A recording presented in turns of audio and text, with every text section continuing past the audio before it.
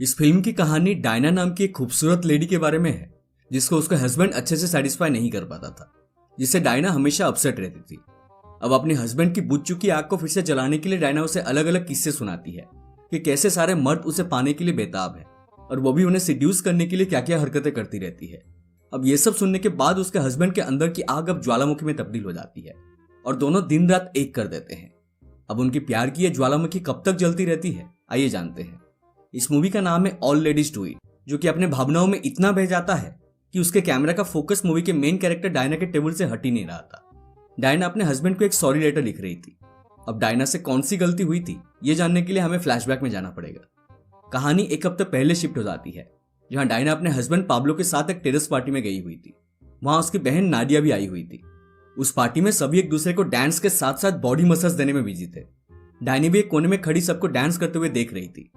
तभी अल्फोंसो नाम का एक आदमी डायना के पास आकर उसे डांस करने के लिए पूछता है और डांस करते करते उसे सिड्यूस करने लगता है।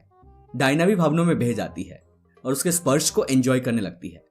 लेकिन पाब्लो भी उन्हें देख रहा था, इसी वजह से डायना मेकअप ठीक करने के बहाने वॉशरूम चली जाती है और उसके पीछे पीछे अल्फोंसो भी वहां खींचा चला आता है। वॉशरूम में दोनों गपागप करने ही वाले थे कि तभी पाब्लो वहां आ जाता है। पाब्लो के आते ही अल्फोंसो वॉशरूम के दरवाजे के पीछे छुप जाता है और पाब्लो को कानो कान किसी बात की खबर नहीं लगती। दरअसल पाब्लो को अल्फोंसो पर शक हो गया था कि कहीं वो वॉशरूम में उसके बीवी के साथ हैंकी पैंकी तो नहीं कर रहा है। इसके बाद पाब्लो डायना से कहता है कि मुझे इस पार्टी में मजा नहीं आ रहा है, चलो घर चलते हैं। गाइस, दरअसल पिछले कुछ सालों से पाब्लो और डायना के बीच रिलेशन थोड़ा खराब हो गया था। पाब्लो और पहले जैसा रोमांटिक नहीं रहा, जो बात डायना को हमेशा खटकती थी। फिर वो डायना को लेकर पार्टी से चला जाता है। घर वापस जाते समय पाब्लो डायना से पूछता है कि वो आदमी कौन था जिसके साथ तुम डांस कर रही थी। डायना कहती है कि उसका नाम अल्फोंसो था और मुझे उसके साथ डांस करने में बहुत मजा आ रहा था। तो इस पर पाब्लो कहता है कि अगर तुम्हें उस आदमी के साथ इतना ही मजा आ रहा था तो तुम उसके साथ ही क्यों नहीं सो जाती। डायना कहती है मैं वही करने तो वॉशरूम में गई थी, पर तुम कबाब में हड्डी बनकर वहां आ गए। फिर पाब्लो कहता है कि मुझे तो वॉशरूम में तुम्हारे अलावा और कोई नजर नहीं आया था। तब डायना से बताती है कि अल्फोंसो उधर दरवाजे के पीछे ही छुपा हुआ था। इन सब बातों पर पाब्लो को जरा भी विश्वास नहीं होता। उसे लग रहा था कि डायना सिर्फ उसे जलाने के लिए वो सब कह रही है। पर इन सब बातों से पाब्लो काफी उत्तेजित हो गया था और रास्ते के साइड में ही कार रुकाकर दोनों कार में ही गपागप करने लग जाते हैं। वहां कुछ कॉल गर्ल्स भी मौजूद थी। वो उन दोनों को कार में इंटीमेट होता देखकर कहती है कि हम तो बस नाम से बदनाम हैं, असली कांड तो यही लोग करते हैं। सुबह डायना पाब्लो के छोटे चेतन को गुड मॉर्निंग कहते हुए इसे जगाती है, पर पिछली रात काफी मेहनत करने की वजह से छोटा चेतन गहरी नींद में सो रहा था। कोई चारा ना होने की वजह से डायना अपने काम पर जाने के लिए निकल जाती है। अगले सीन में हम डायना को देखते हैं जो कि एक भीड़भाड़ वाली बस में खड़ी खड़ी सबके साथ नेक्स्ट लेवल वाली हंसी मजाक करने लगी होती है। तभी उसका स्टॉप आ जाता है और वो अंडरगारमेंट्स के एक शोरूम में चली जाती है जहां वो सेल्स एग्जीक्यूटिव भी जॉब करती थी। उस शोरूम में क्लेलो नाम की लेडी भी जॉब किया करती थी। कुछ देर बाद शोरूम का मैनेजर सिल्वियो वहां आता है और लेलो को अपने ऑफिस में ले जाकर उसकी लेने लगता है। काम खत्म होने के बाद डायना लेलो से पूछती है कि तुम सिल्वियो के साथ वो सब कैसे कर लेती हो, वो तो दिखने में भी कुछ खास नहीं है। तो लेलो कहती है कि सिर्फ अच्छा दिखने से कुछ नहीं होता है, मुझे सिल्वियो के टेक्निक्स बहुत अच्छे लगते हैं। तभी सिल्वियो वहां आकर डायना से कहता है कि तुम्हारी बहन नाडिया तुमसे मिलने आई है। नाडिया डायना को बताती है कि वेनिस में उसकी आंट एमा का देहांत हो चुका है और उससे उनकी मयत में जाना पड़ेगा। डायना कहती है तुम भी तो जा सकती हो।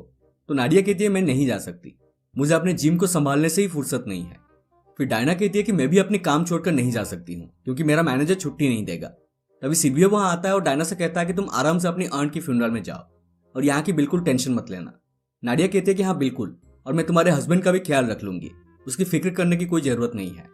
अब अगले दिन डायना वेनिस जाने वाली थी, इसलिए रात को पाब्लो उसके साथ जाने से पहले गपागप करना चाहता था। लेकिन पाब्लो को भी एक परेशानी थी, जब तक उसे मोटिवेशन नहीं मिलता तब तक उसका छोटा चेतन खड़ा ही नहीं हो पाता था। इसी वजह से वो और डायना टीवी में डॉक्टर्स एडवेंचर्स लगाकर देखने लगते हैं। वीडियो देखने के दौरान पाब्लो डायना से पूछता है कि अगर तुम उस लेडी की जगह होती तो क्या तुम उस डॉक्टर के साथ गपागप कर लेती।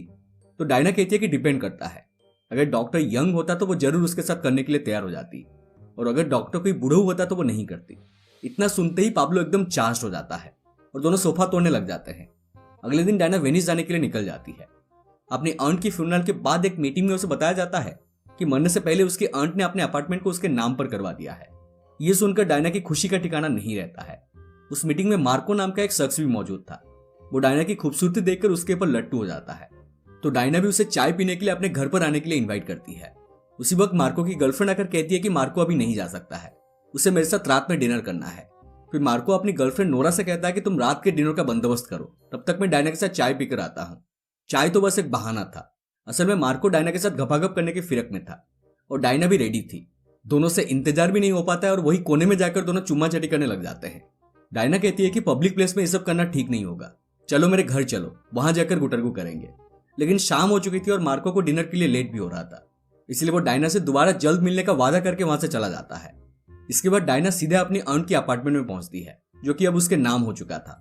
वहां कमरे में डायना को अर्न के कुछ खतरनाक फोटोज और वो वाली वीडियो टेप्स मिलती है, जिसे देखने के बाद डायना को अपनी अर्न के बारे में सब कुछ पता चल जाता है। फिर वो पाब्लो का हालचाल पूछने के लिए फोन घुमाने लगती है। तभी उसे अचानक अल्फोंसो की याद आ जाती है, जो कि वेनिस में ही रहता है। डायना के पास अल्फोंसो का नंबर भी था। बिना समय गवाए वो अल्फोंसो को फोन लगाती है और मिलने के लिए कहती है। अल्फोंसो कहता है कि तुम मेरे घर पर आ जाओ, साथ में मिलकर लूडो खेलेंगे। डायना उसी वक्त बन ठन कर अल्फोंसो के बताए पते पर पहुंच जाती है, जहां पर अल्फोंसो उसके आने का बेसब्री से इंतजार कर रहा था।